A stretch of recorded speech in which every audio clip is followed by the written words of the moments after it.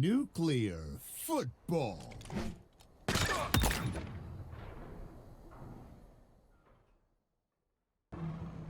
Hey everyone, how's it going? This is going to be sort of just a quick rundown of everything related to Fusion Coils and Halo Infinite's multiplayer. We'll cover quite a few different topics. There's a couple different types of Fusion Coils that you can find. We'll talk about the damage profiles of them and using them against players and vehicles. Some of the different metals that you can get using Fusion Coils. And then also at the end I sort of added a bonus tip of sort of a cool jump trick that you can do using Fusion Coils as well. So overall, I think they're a pretty good tool to sort of add to your arsenal. They're kind of like mini throwable rocket launchers that you can find throughout the map. But anyways, we'll sort of just get right into it and talk everything Fusion Coils. Alright, so starting off talking about Fusion Coils, I figured I would first mention that there's two different types that you can pick up, which you can see here. So on the left is a shock coil, which looks like this, and then when you hover over it, it'll tell you it's a shock coil. And then on the right is the plasma coil. So they both work the same in the sense that you can pick them up and throw them. However, they both have sort of unique characteristics to them as well. So the plasma coil is sort of your standard, you throw it, it explodes, grenade type thing, and then it will have some residual damage on the ground for a little bit as well. And then the shock coil is cool. It works similar to the plasma coil in the sense that it'll explode and do damage, but it can also disable vehicles as well, similar to like a dynamo grenade. So we'll talk more about these as we get into the video, but I figured I'd just show them and then we can sort of just do a quick demonstration as well. So if we pick up the shock coil and then have our mongoose drive up, you can throw that, and you can see we disabled the mongoose with the shock coil, and then the plasma coil sort of through that, and you can see sort of the residual damage that it does on the ground as well.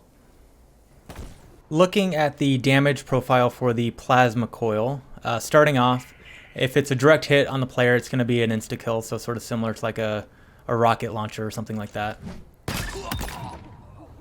It can still be a one-hit kill with an indirect hit, however, it has to be right next to the player.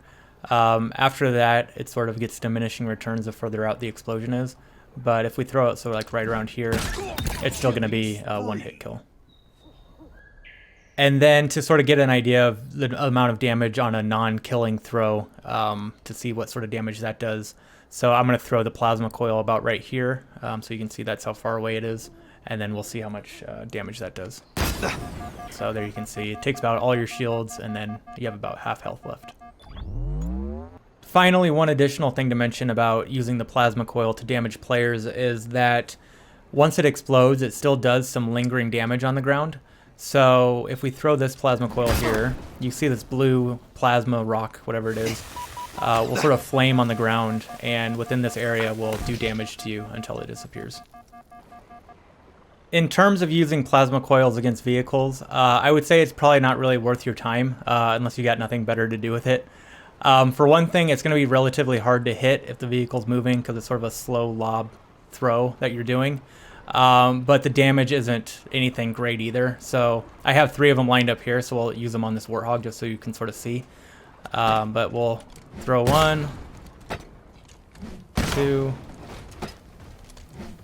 3. So obviously, yeah, it does damage and it works, but you're never going to be in a situation where you have 3 plasma coils sort of lined up in a nice little row there.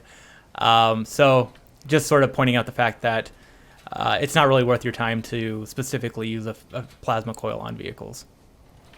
Moving over to the shock coil. So as we mentioned in the beginning of the video, it does have the ability to disable vehicles, which obviously you can do by hitting the vehicle directly with one. However, it does have pretty generous splash damage, so we'll look at that.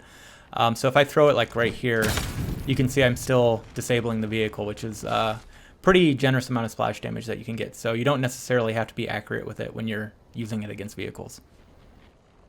And then looking at a shock coil versus players, similar to the plasma coil, a direct hit will be a one-hit kill. And then generally speaking, it's going to share sort of the same damage profile as the plasma coil on an indirect hit. So you can get a kill if it sort of explodes right next to the player. And then sort of as you get further away, it's going to do less and less damage. So similar to the plasma coil, I'm sort of in a similar spot, and we'll sort of throw it at this circle here again and see what that does. So we'll throw it there. And you can see I think that's about exactly what we saw with the plasma coil, where it's a little more than 50% health remaining. So overall, in terms of damage, they're basically identical to each other. The main difference between these two is that your shock coil is going to be able to have that disable vehicle functionality, and then your plasma coil is going to have that sort of lingering fire effect on the ground that lasts for a couple seconds after it explodes. Now looking at throwing the fusion coils and sort of the max distance that you can throw them and sort of the drop of a throw. So it's going to be sort of limited in how far you can actually make these things work against another player. In terms of sort of a line drive throw, I think about 30 meters is about as far as you can go, which I have right here. So he's 30 meters away from me. So if I put my cursor here, sort of right at his head and throw, it's going to hit. Anything longer than that, you're going to sort of have to start aiming up a little bit because it is going to drop as you throw. So now moving things back a little bit, we've got him at almost 60 meters. So this is about double where he was at before. And now we're sort of getting into sort of Hail Mary territory where you got to sort of arc your shot a little bit. So at this point, it sort of stops being, I don't know, practical. It probably takes some practice to get this consistent on where you want to throw it. Particularly if a player is running, then you'd have to sort of compensate for the travel distance and the time it takes to get there and things like that. But so you can throw them really far, surprisingly. The distance that you can actually technically throw these is really far. It's just at this point, it sort of stops becoming a consistent way of killing somebody. So if we throw right around here, you can see then it sort of hits him right in the face. And then finally, just to sort of show you that they're the same, so we have a shock coil here. We'll sort of aim at the same spot, so right around here. And so they travel about the same distance, whether it's a shock coil or a plasma coil. Next, we'll just sort of quickly touch on using weapons to explode fusion coils. So you can shoot at them and they'll explode. You don't necessarily have to pick them up and throw them. For the most part, it's going to take a couple bullets to do this, except if it's like a mangler or something more powerful than that. It'll explode in one shot. You can do like one burst from a BR and that'll explode it as well. But just looking at the assault rifle and the pistol, just to sort of give you an idea, couple bursts there with the assault rifle. And then for most other guns, it's going to be 2 shots. So the pistol is 2 shots. Like the commando is 2 bullets from the commando, things like that. So I know when I first started this, I sort of got the expectation that like 1 pistol shot and it would explode, but that wasn't the case. So just keep in mind that it might take a couple shots for it to actually explode. So sort of keep that in mind. If you do see a player that's sort of standing right next to a fusion coil, you can blow it up and it should kill them if they're close enough. They do have to be relatively close, like right here you can see. So if we get 2 shots, then we can take out the guy that's standing next to it.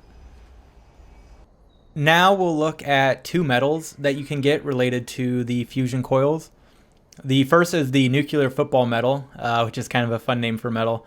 And you get that by actually catching a fusion coil that's thrown at you. And you can do that by using your pickup item key. So basically whatever key you use to pick up a fusion coil is the same to catch one. And you sort of have to hit that like at the right time. So like sort of right before it's going to hit you in the face, you have to hit that key.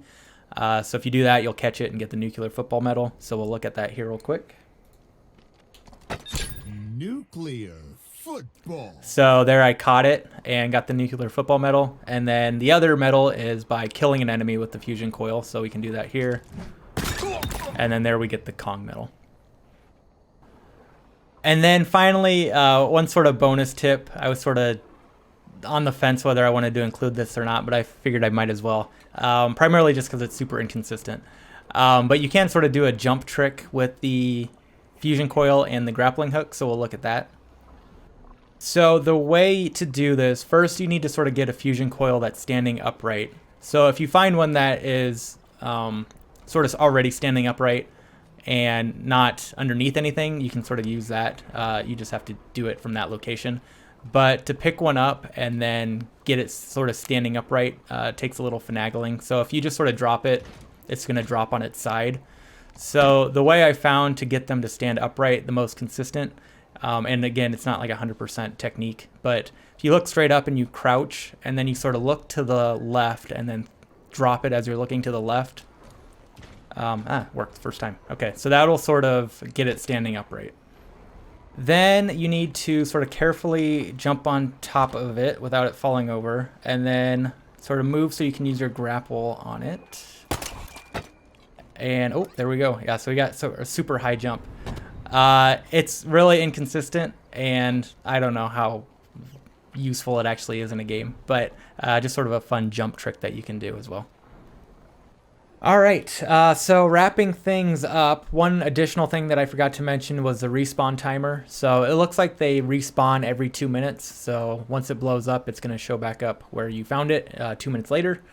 But other than that, yeah, so that's sort of a rundown of Fusion Coils and Halo Infinite's multiplayer.